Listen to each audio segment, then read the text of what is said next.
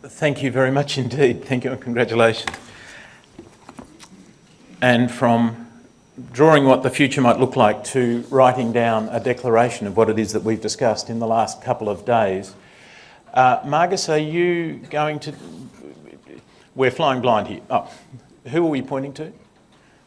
Mr Machado, are you... No, all these hand actions, what are we doing? The Commissioner. Madam.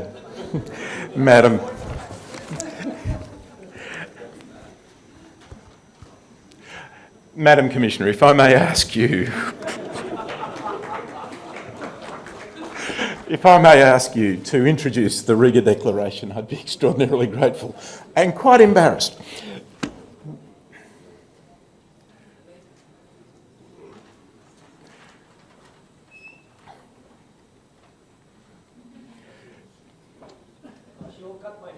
No, it's my head that's going to go, Margus. It's my head that's going to go. Good morning.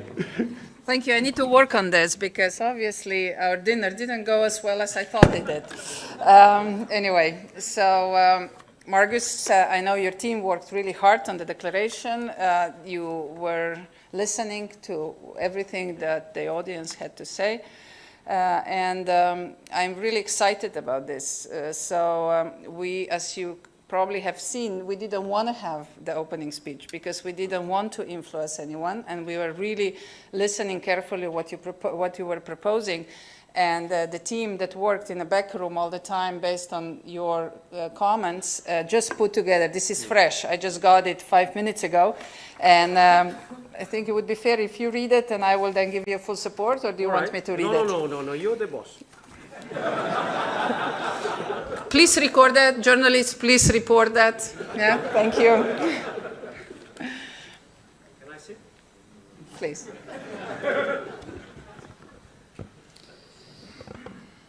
We are still working on a female-male relationship here, but it's okay. Okay, the declaration, as I said, is generic enough, especially in the core messages, that it allows new things to emerge.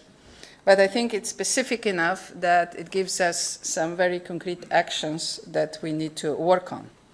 So, let me read it, and of course all the comments and all the glory goes to the team, and I'm here to take all the criticism. That's fine. I'm big enough to handle this. Riga Declaration on remotely piloted aircraft, drones framing the future of aviation. Riga, March 6, 2015.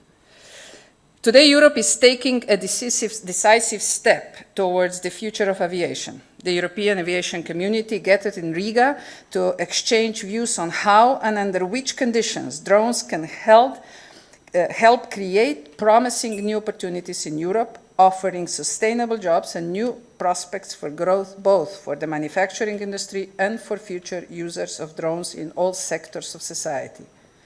Drones offer new services and applications that are going beyond traditional aviation and offer the promise to perform existing services in a more affordable and environmentally friendly way. They are truly transformational technology, as we call it, disruptive technology. The Latvian Presidency of the Council of the European Union, European Commission representatives, Directors General of Civil Aviation of the EU member states, data protection authorities, and leaders of manufacturing industry and service providers confirmed the importance of joint European action, building on the orientations given in the European Commission communication on opening the remotely piloted aircraft system called RPAS market. The aviation community stressed the necessity for European regulators to ensure that all the conditions are met for the safe and sustainable emergence of innovative drone services. At the same time, the regulations must help the industry to thrive and adequately deal with citizens' concerns. The aviation community established the following principles to guide the regulatory framework in Europe. First, drones need to be treated as new type of aircraft with proportionate rules based on the risk of each operation. Do I need to read everything? Because I would like to read you just the core points, because each of the points has an in-depth explanation, and I'm sure you're going to be then reading that. But I would like you to stick with these core messages that I think are essential. So as I said, the first one, drones need to be treated as new type of aircraft with proportionate rules based on the risk of each operations.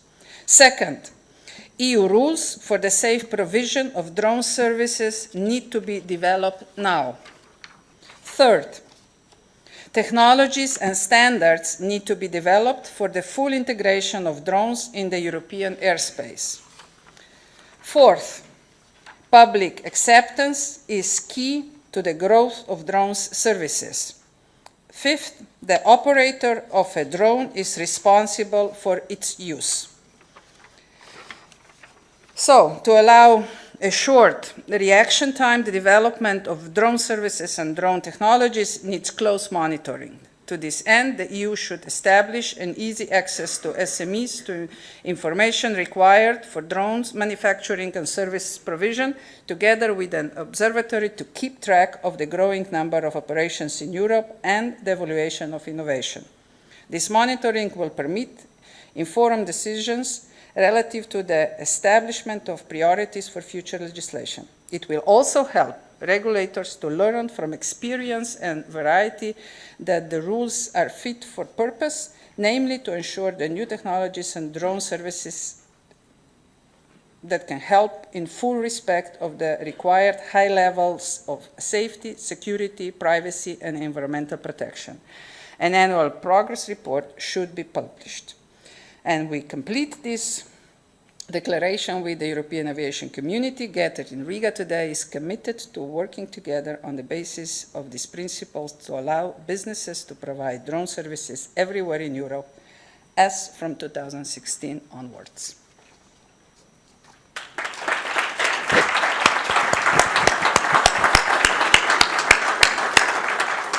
I basically just read what you put together, and I think it's wonderful. So I should, at this point, thank you and thank the team that worked very closely with you throughout these 2 days. I think this is very bold, is ambitious, but it's needed. If we want to stay the leading force in civil drone industry in the world, we better move fast. Thank you. Thank you, Commissioner. And before you go, I would like to ask Andrew to ask you a question. Really? Yes. Anything in particular? It's not happening so often. We have a commissioner here who is endorsing all this, so you were asking all the tough questions from us. Right. Give it a shot. Madam Commissioner. I don't ask tough questions, Marcus. I'm just interested to know the answers.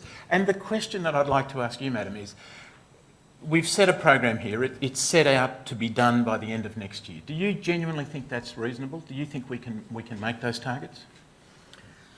Well, we know, and the team knows really well how the European Commission is operating. So if they say that these dates are doable, I believe them.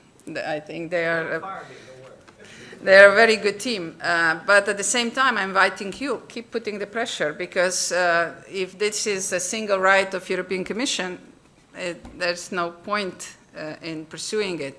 But if this is a genuine interest of Europe, we are at your disposal. We are there to serve you. So hopefully, if we put these things together right, then we can move forward together. Thank you very much. Thank you.